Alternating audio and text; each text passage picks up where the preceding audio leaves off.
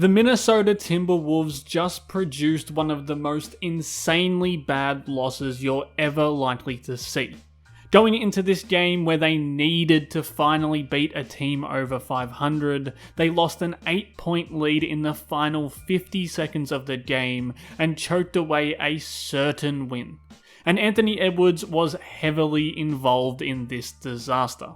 These two missed free throws in the final moments of the game gave Colin Gillespie the platform for his game winner and the platform for Minnesota to pull out an all-time bad loss, and that was just the icing on the cake of Ant's role in Minnesota's meltdown. He actually caused the first wave in the Suns tsunami that did sink Minnesota in the end when he missed this box out on the corner crasher and allowed Phoenix to pull it back to 6 points, and then he and DiVincenzo kind of got their wires crossed on this inbounds, and the turnover leads directly to a long range make, and that 8-point lead is cut to 3 points in a matter of seconds.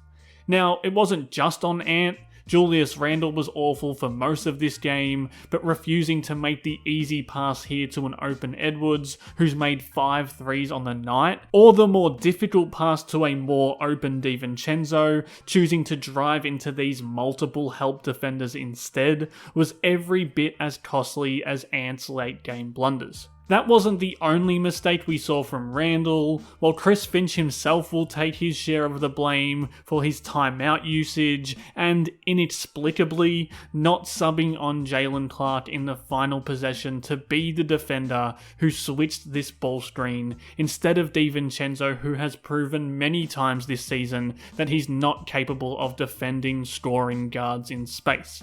Even down to the final moments when Randle didn't even look at the open corner shooter before hoisting up a sidestepping brick. This was just one of the worst minutes of basketball you'll ever see.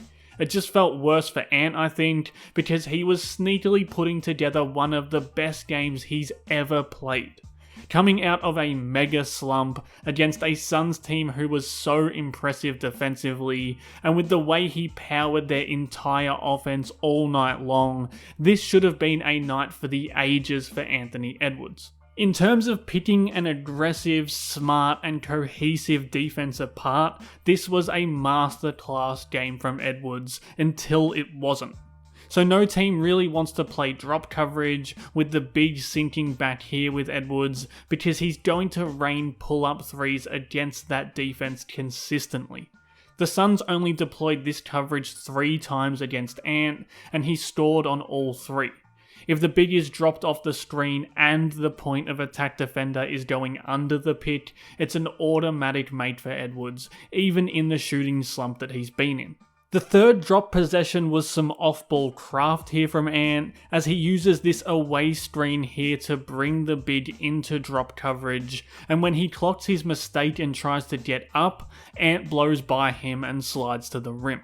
So that drop coverage gets nixed from Phoenix's defense really quick, so unless it's a rare possession where Ant gets to rock in isolation or in transition, it's mostly going to be ultra locked in and aggressive defense from Phoenix for the rest of the night.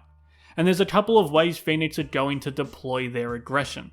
The first is to sit heavy in these gaps, and what Ant's learned to do in these situations is walk down the defender and pull these gap helpers closer and closer until he's completely compromised one of them, which will open up open shots for his teammates one pass away. Even if they don't always go in, it's a warning shot for the defense. He's got a lot better at his patience in these situations to just reel these defenders in as close to him as he can, and then finding the pockets of space that defense opens up for him as a playmaker. Because what that does is sow hesitation into the defense. Maybe next time the gap helper is a split second late to close that vice on him, and he can split it and get to the rim instead. Or if they start to really respect the chaos his gravity can create for a defensive shell, the defender here might not even push up off his man to form that gap help wall, and that's going to give him this big old lane to work with, and that's more easy buckets at the rim. Another thing we're seeing a lot of lately is teams just deploying a switch and double scheme on Ant. So they can't just simply switch their big up on him and leave it at that, because he will take them to the full dance and drop them off at the rim. But if they do want to throw multiple bodies at him in different ways, they will switch the screen and push a defender up on him, and then when he starts to work, throw a late double at him, and he's just becoming so much better at reading the helper and finding his man for open looks, and it really would have been nice in this game if a few more of them resulted in points like they do on this next possession. Again, it's the same thing. Phoenix allow the switch, but they don't let him work it. They throw the quick double at him, and again, now he's got this release valve teammate to throw the ball to, and they're playing 3-on-2 on the backside, and it leads to a dunk. I still think that's a fairly good way to apply pressure to Edwards, and I was impressed really with how Phoenix executed everything they threw at Edwards and the Wolves defensively in this game, but there's a lot of examples here of why Edwards' playmaking can't just be measured purely in raw assist numbers. Now, the most aggressive defense that any team will throw at Ant is to just straight up blitz him. And to me, his handling of that has been his biggest improvement so far in his career.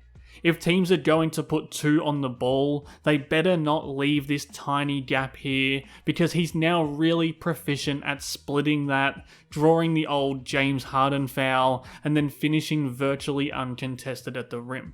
Now that's a huge part of his scoring bag against these blitz defenses, and it forces the coverage to be really on point and pincer him in really close to stop him from slicing through those gaps between the defenders. Another way he's going to try and score against a blitz is to just come off a screen and go around it.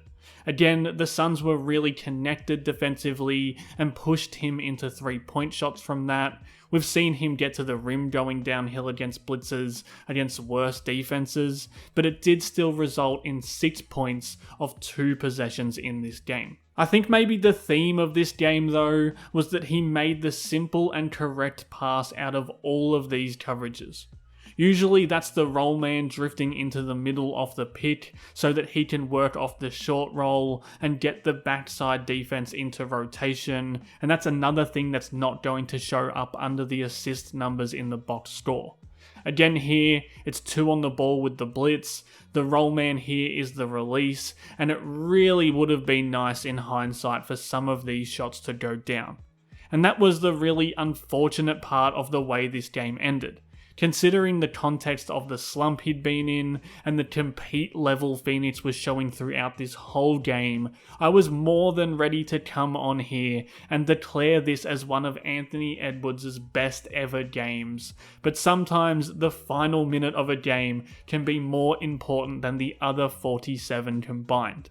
A blown box out, a bad inbound, and a couple of missed free throws were a massive part of why Minnesota just suffered one of the worst losses you could imagine, and that's rightfully going to overshadow this Anthony Edwards masterclass. If you want to see less Wolves meltdowns and more breakdowns like this one, hit subscribe and drop a like or a comment, and if you want more of Howls and Growls, you can check out the Worldwide Wolves podcast on YouTube and everywhere you listen to podcasts. Thanks again for watching.